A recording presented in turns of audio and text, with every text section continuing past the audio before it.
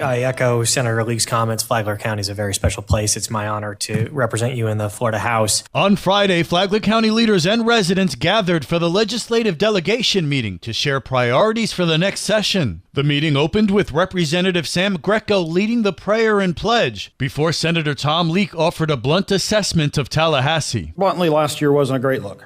Right, it wasn't a great look for Republicans. It wasn't a great look for state government. There's animosity between the chambers, and animosity between the speaker and the governor, and it wasn't a great look. And the result was, we kind of aired our dirty laundry. And the bad news is, I don't see it getting much better this year. Leake said the state revenues will continue to be tight. The result is some downward pressure on our spending, and I think you'll continue to see that this year. But I'll tell you, we in Flagler did well. Representative Greco. I do want to say what a pleasure it is to work with Senator Leake, and while there may be some tension between chambers, I don't think there's no tension between us. And there are pressures on the budget that are going to be felt in all districts across the state of Florida, but we're very focused on making sure that Flagler County has what it needs. County Commission Chair Andy Dance outlined 3 top projects. We've got a few projects in Flagler, right? Last time we talked, the focus is you wanted something that you could fight for on Capitol Hill. So ours are focused on infrastructure, resiliency, and emergency management. These are critical to Flagler. That list includes improvements to County Road 304, drainage work near the future National Guard site, and a disaster staging area. Palm Coast Mayor Mike Norris put forward the city's priorities. It's all infrastructure and stormwater resiliency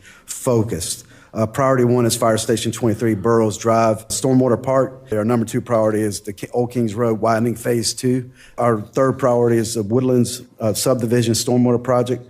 That's also after Milton. That's one of our hardest hit areas was the Woodlands. Education was also front and center. Superintendent LaShaka Moore thanked lawmakers for last year's progress and outlined what's next. 2 of the 3 items that were important to us locally last session were positively addressed. In particular, the changes to the school start time mandate will save the district millions in future transportation costs. Both the Flagler School Board and I are extremely grateful for your support. Superintendent Moore said the district's top goal this session is securing new funding under the proposed Rural Florida Initiative. This is the biggest opportunity for the school district in the 2026 session, and we ask you for your strong support to adopt the education portion of the Rural Renaissance as proposed last session. Senator Leake reminded local leaders that their own financial investment strengthens requests. I like to see each of the requesters have skin in the game, meaning, what are you putting up so that you're not coming to the state for 100% funding? Because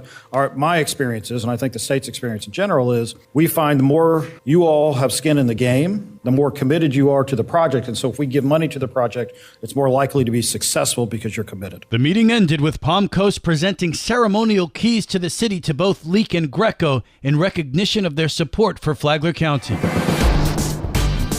Good morning, Flagler County. I'm Rich Carroll. You're listening to Flagler's Morning News on Monday, September 22nd. I go to a lot of the city council meetings and I hear, we're crashing. We're not crashing. There's nothing crashing about anything. Local realtor Eddie Lang shares his optimism about the market. He says the leads are pouring in. Just for example, I have a lead service that I haven't received a lead in almost a year. And all of a sudden now I'm getting 2-3 calls a week. So people are actively looking at homes. And that's just one service that I use. I mean, I wasn't getting no calls all year. And then all of a sudden now 2-3 times a week, I'm getting alerts. Hey, got a lead. So things are happening. Buyers have a lot of options right now. We have plenty of inventory. I mean, buyers get to pick and choose what they want at this point. He says you can't really wait for the right market to make your move. A good time to buy and sell is when you have to buy and sell. It's simple. If you have to buy, you have to buy. If you have to sell, you have to sell. There's no necessarily good time to buy and sell. It's when you have to buy and sell. It's not necessarily when you sell, but how you sell. Using a professional realtor and taking care of the comps and looking at the numbers, and you price it correctly. He warns not to expect the gold rush days of the COVID era. Where people were banging down the doors and putting multiple offers in. That's not happening. Not in this area. But see, the problem is people see national numbers. We can't necessarily use them. With all the people that are moving here to Florida, you'd think states like New York would be emptying out. He says that's not the case. I have a buyer that just bought a house from me here, and they listed a house in Long Island. She said she had to sell to buy. She sold it in 2 days. Over ask. That was in Long Island. Now people here, people are leaving New York. Well, obviously they're not, because she got over ask on her house in 2 days. From the WNZF newsroom, I'm Liz Ryan. This local news is a service of Flagler County's Toyota dealer, Beaver Toyota in St. Augustine, conveniently located right off I-95 at exit 311. Florida's freshwater springs could soon see new protections under a proposal from Congressman Randy Fine. Fine has introduced legislation directing the National Park Service to study whether Florida springs should be added as a unit of the federal system. The move could bring more resources that protect fragile waterways that face threats from pollution, overpumping, and algae growth. I have a bill to do is to study how to turn Florida springs into a unit of the National Park Service. And as part of that study, the National Park Service would determine what federal lands might be good additions to that park. The measure specifically highlights the springs, but leaves open the possibility that areas of the Ocala National Forest could be included. The focus is the springs, not the forest. And so when they come up with that plan, parts of Ocala National Forest might be recommended, all of it or none of it. But the purpose is Florida's springs, to protect them. And the reason is they are as unique a natural treasure as anything else in the United States. If the study is approved, the National Park Service would report back with recommendations to Congress on how to best safeguard the state's springs for future generations. And now you're up to date on Flagler's Morning News. I'm Rich Carroll.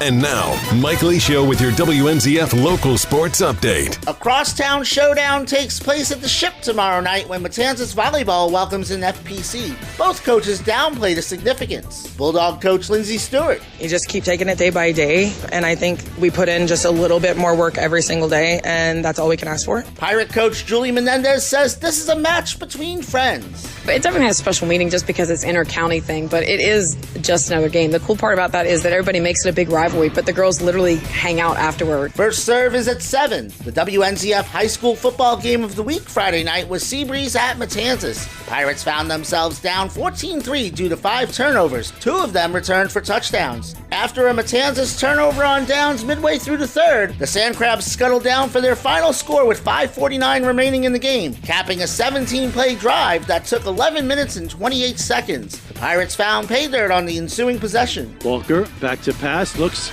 to the back of the end zone, touchdown, Larawan. Thanks, Rich Carroll. That was Walker's 10th touchdown pass of the season. From there, the Sandcrabs ran out the clock for a 21-11 victory. FPC was off Friday. District play begins this week. Matanzas is at Mainland Thursday. The Bulldogs host University Friday in the WNZF game of the week.